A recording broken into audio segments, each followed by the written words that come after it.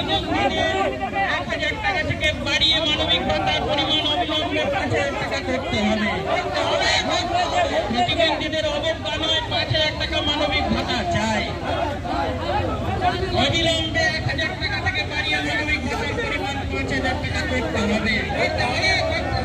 সেই দাবিতে লাগাতার আন্দোলন চলছে।